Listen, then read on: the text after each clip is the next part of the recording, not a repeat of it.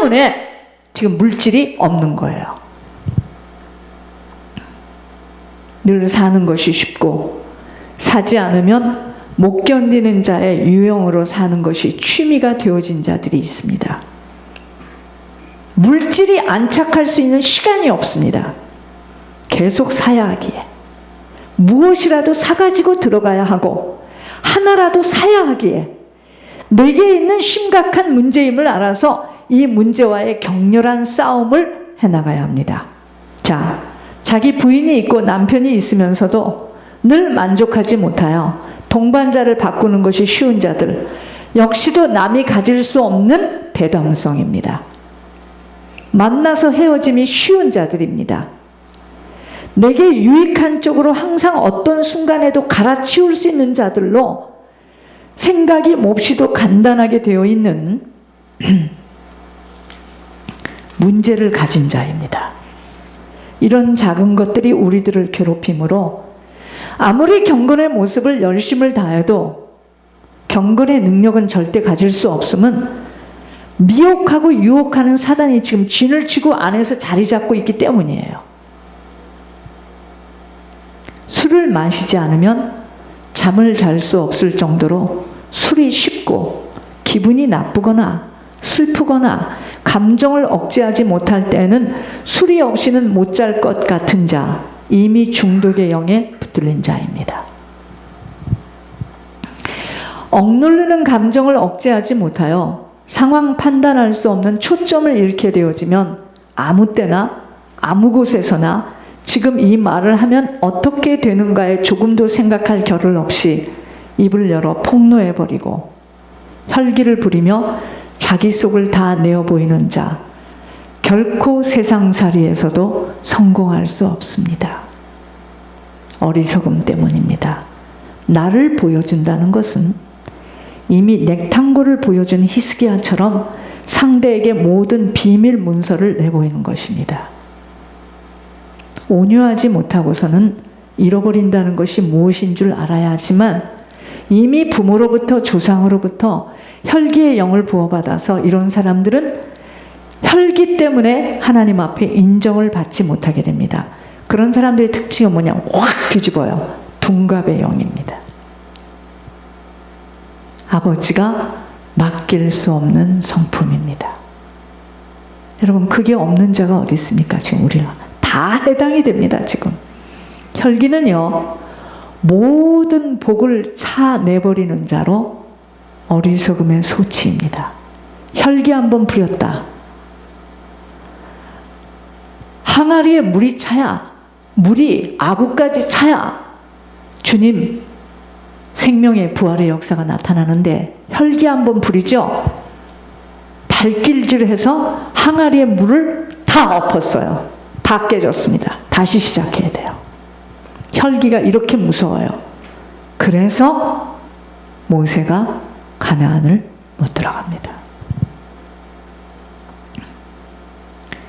속이고 또 속이고 늘 속이는 자들, 절대로 사람에게도 하나님에게도 인정을 받을 수 없는 자로 가장 어리석은 자, 속이면 속을 수 있다라고 생각하며 계속 꾸미고 속이고 눈속임을 하는 진실하지 못한 자는 땅에서도 하늘나라에서도 아버지와는 상관없는 자로 살아가게 되어지는 것입니다. 속이고 싶어서가 아닌 그의 인생은 사람이 속이고 싶어서 속이지 않아요. 그게 아니고 그의 인생에 거짓의 영이 그를 둘러싸고 있어요. 그러니까 돌변을 떨며 아닌 척 내숭을 떨게 하고 늘 포장하며 거짓 위선으로 고집과 아집 속에 늘 뒤에 가서 말을 하는 험담의 영이 들어가 그의 인생의 그 말 때문에 펴지지를 못해요. 그의 인생은 그 입 때문에 펴지지를 못합니다. 한 맺히다가 끝이 나게 되는 것입니다. 여러분, 입에다 자갈을 좀 묻히셔야 합니다. 아니면 저처럼 기운이 없어서 저는 또 하나님이 유구무원한 죄를 회개하라 그래서 앞에 말도 딱 띄워놓고 뒤에 말도 띄워놓고 힘이 드니까. 그런데 말이 많아요. 절대로 인생 안 펴집니다. 절대 안 펴져요. 또한 욕심이 하늘을 찔러 얼마나 술수를 쓰며 기막히게 잘해야 하고 내 의지를 다하여서 따내야 하는 비교의식, 승부욕이 강한 심령 속에는 내 생각대로 되어지지 못하는 것에 지루함이 올 수 있는 이런 모든 문제들은 다 내 안에 나만이 아는 문제들로 이러한 것들이 해결되어지지 못하는 한은 썩은 물에 고기가 살아남을 수 없는 것처럼 아무리 말씀을 듣고 기도를 하여도 사단은 떠나가 줄 수 없기에 먼저는 우리들의 문제를 조용히 묵상하며 적어보면서 이 문제들과의 사실적인 싸움을 해야 합니다. 그래서요, 왜 하나님이 이 물질로 우리에게 예물의 이 숙제를 주셨는지 아십니까? 이 예물 때문에 다른 것을 생각할 수 없는 사람들은요, 축복이에요. 이 예물을 맞춰야 되는 이것 때문에 다른 것은 안 보여요. 이게 하나님의 머리약입니다.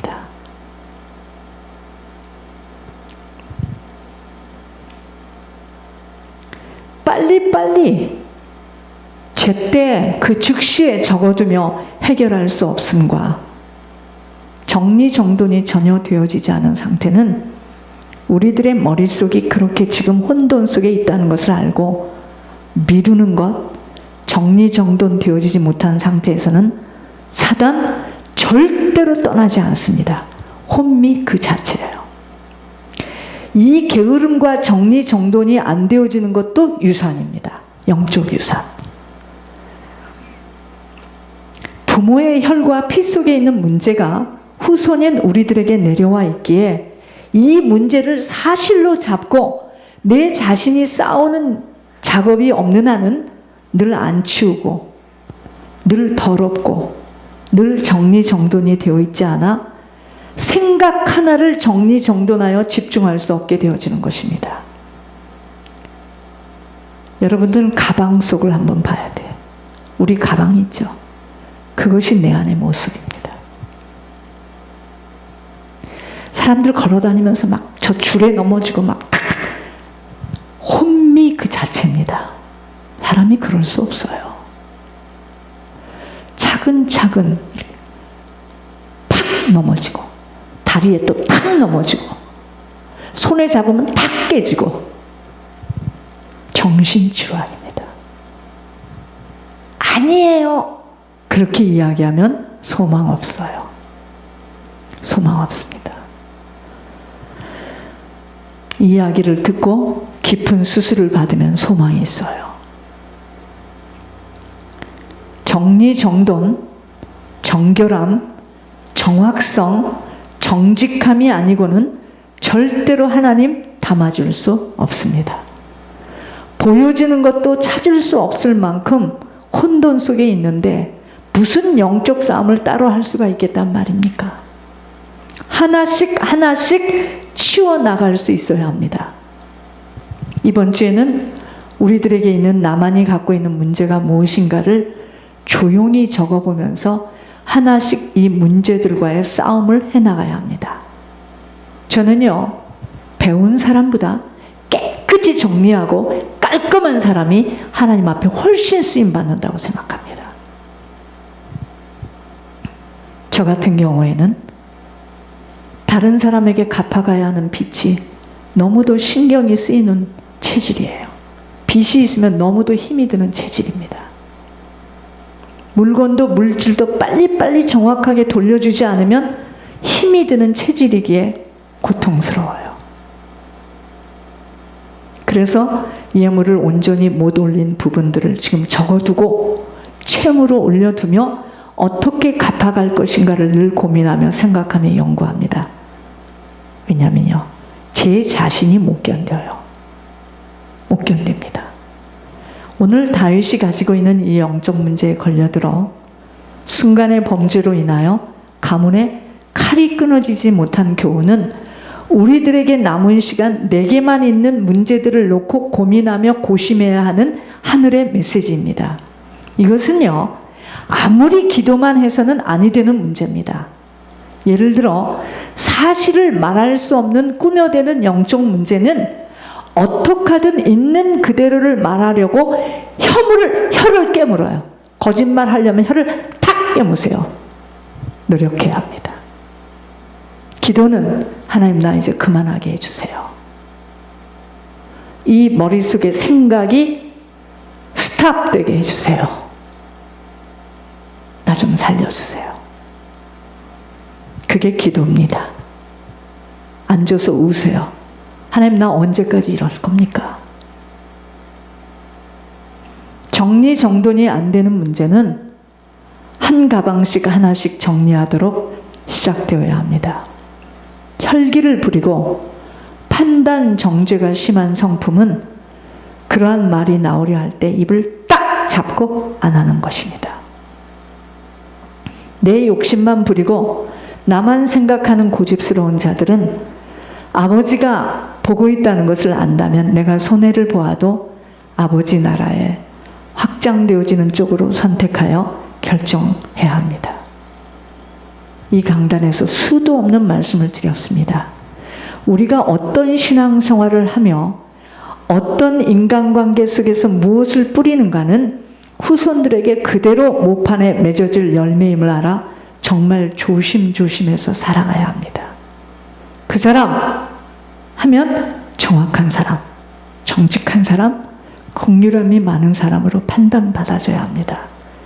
그 사람 하면 너무도 거짓말장애, 또 거짓말이겠지, 또 뒤에 가서 말을 하겠지, 약속 못 지키지. 이렇게 된다면요, 맡길 수 없다는 마음을 갖게 된다면 빨리 수정되어져야 하고 내 자신에 대해서 갱신의 위급함을 알아야 합니다. 여러분, 무덤에 가면은요, 미국은 묘지에 가보니까 밑에 태어난 날에서부터 죽은 날이 이렇게 적혀 있어요. 또 어떤 사람은 사진도 젊은 사람이 많이 죽어 있는 걸 봤습니다. 이유가 있어요. 왜 죽었는지.